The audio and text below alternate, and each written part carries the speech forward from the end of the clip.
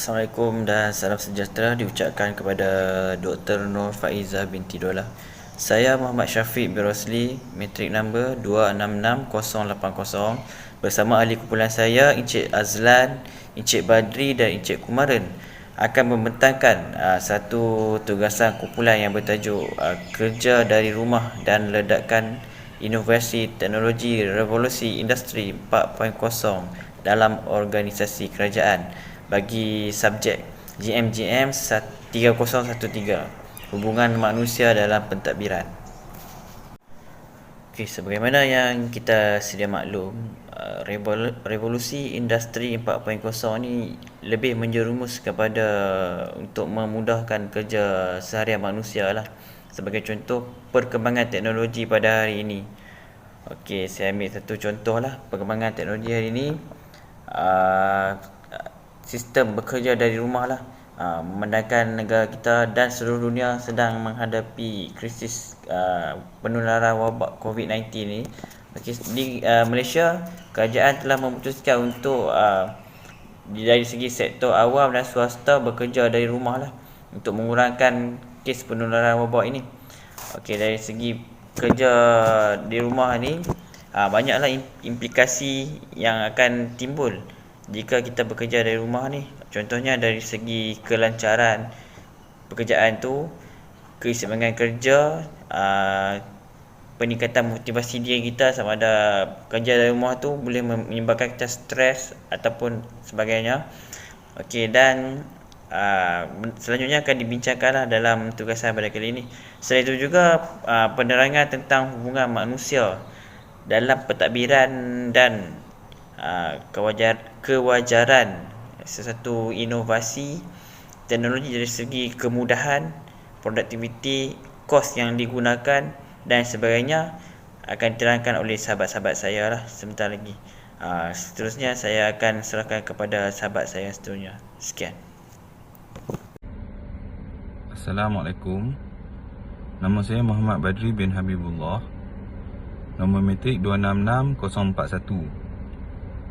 Saya akan menerangkan tentang revolusi industri 4.0. Revolusi industri 4.0 diharapkan dapat mengubah cara manusia hidup, bekerja dan juga berkomunikasi. Bahkan berkemungkinan juga akan mengubah perkara-perkara yang manusia hargai dan cara bagaimana manusia menghargainya pada masa akan datang. Pada masa ini sudah dapat dilihat perubahan model perniagaan dan juga trend pekerjaan. Menurut The World Economic Forum, kira-kira 65% kanak-kanak yang mendaftar dalam pendidikan rendah hari ini akhirnya akan bekerja dalam pekerjaan yang belum diwujudkan.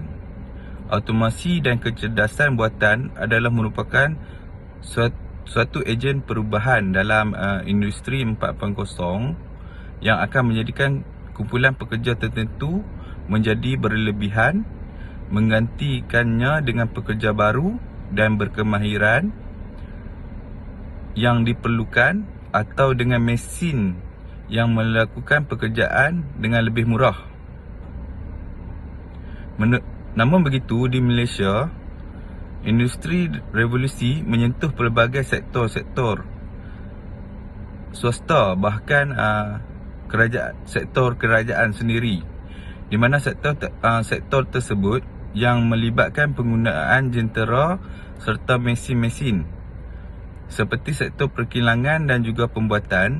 Buat masa ini, keadaan revolusi industri sektor pembuatan di Malaysia berada di antara industri 2.0 dan 3.0, belum mencapai revolusi industri 4.0. Walaupun sektor perkilangan jauh lebih baik daripada keseluruhan organisasi di sektor pembuatan dan juga perkilangan di Malaysia, adalah melibatkan perusahaan kecil dan sederhana, singkatannya PKS, untuk perusahaan kecil dan sederhana. Sementara selebihnya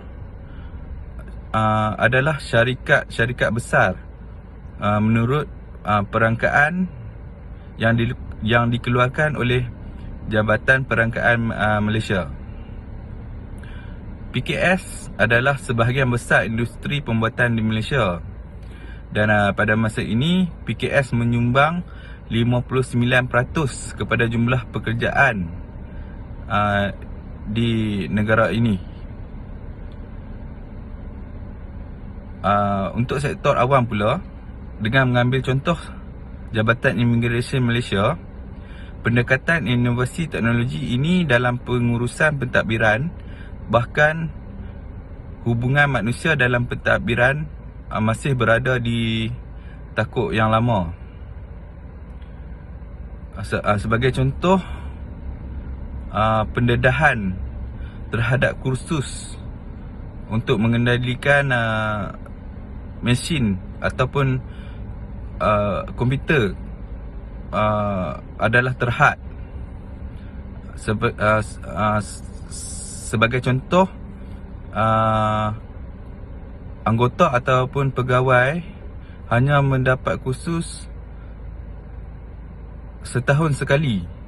Contoh seperti kursus Microsoft Office, dan itu sahaja untuk kursus pada tahun tersebut. Dan Jabatan Imigresen menggunakan sistem pengkomputeran, iaitu dikenali sebagai satu sistem MyIMS. Sistem MyIMS yang digunakan oleh kebanyakan yang digunakan oleh Jabatan Imigresen di Malaysia hanya berfungsi sebagai sistem aplikasi, dari membuat permohonan pasport hingga ke memonitor pergerakan keluar masuk rakyat Malaysia dan juga pelancong dari luar Malaysia. Sekian. Assalamualaikum warahmatullahi wabarakatuh.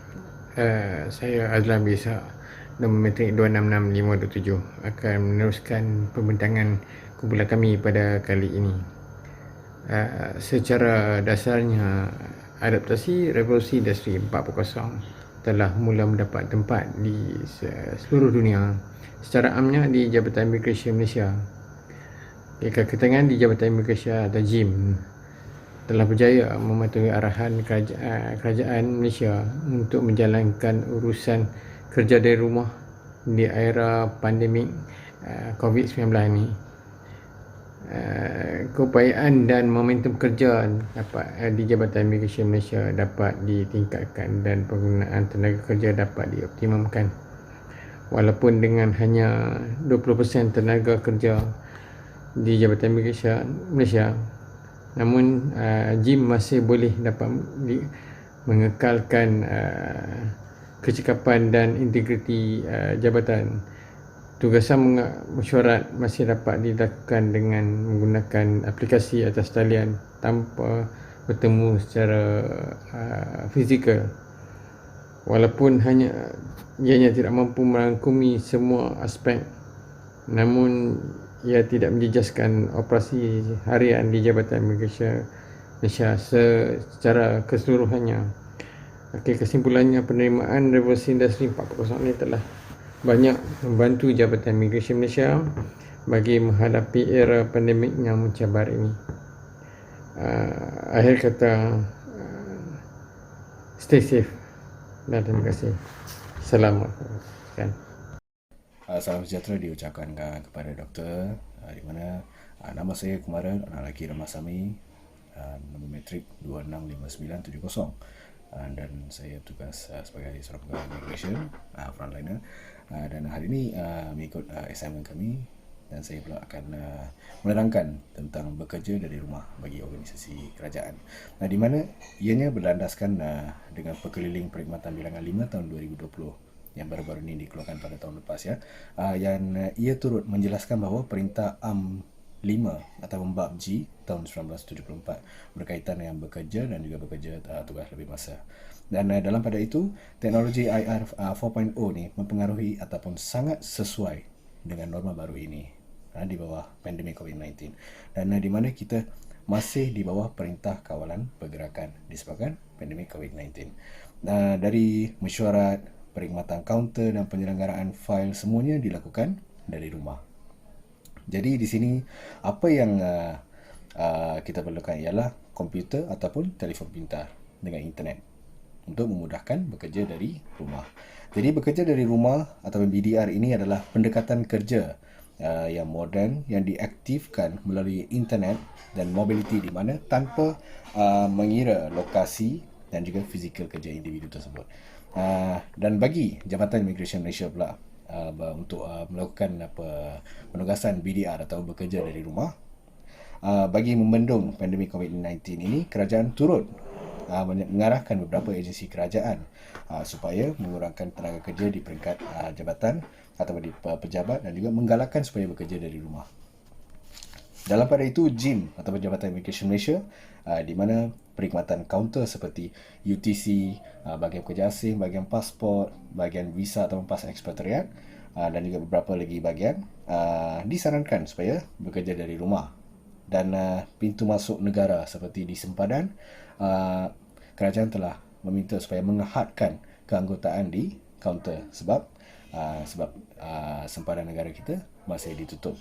Okey, dan juga walau bagaimanapun, bahagian penguatkuasa, depot tahanan dan bahagian perisikan masih dibenarkan beroperasi seperti biasa kerana ianya amat penting bagi tujuan keselamatan negara.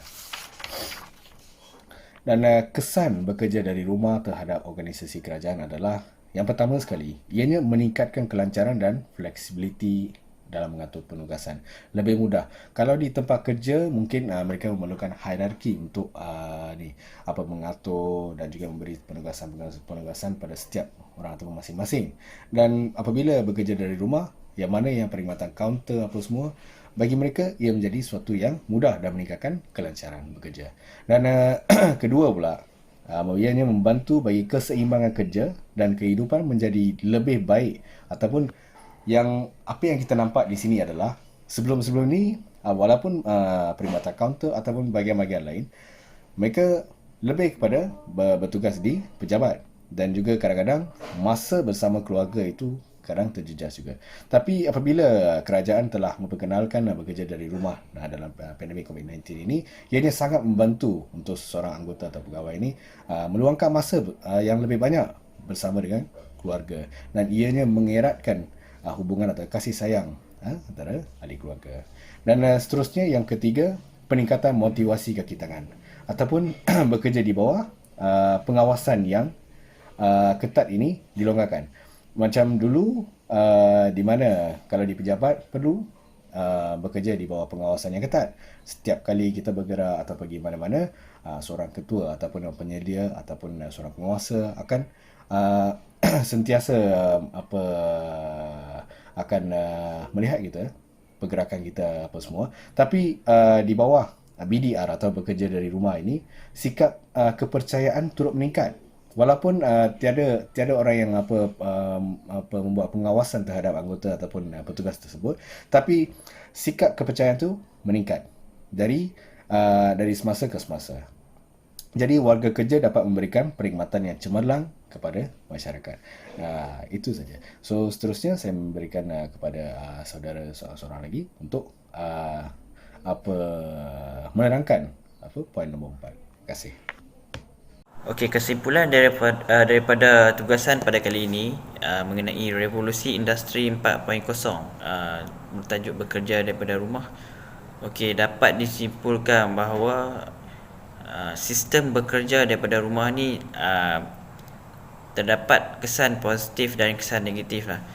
Okey, daripada segi kesan positifnya, kita dapat mengurangkan tenaga kerja dan kehadiran pekerja di tempat-tempat awam lah, supaya tidak berkumpul dengan terlalu ramai.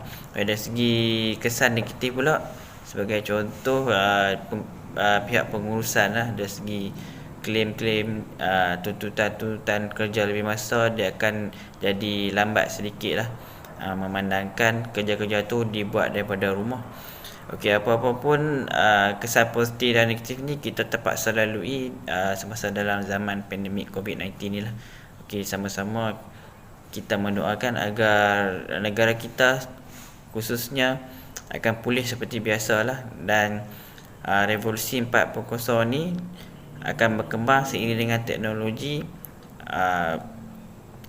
semasa lah, dan pandemik ini berakhir dengan begitu saja. Sekian, terima kasih.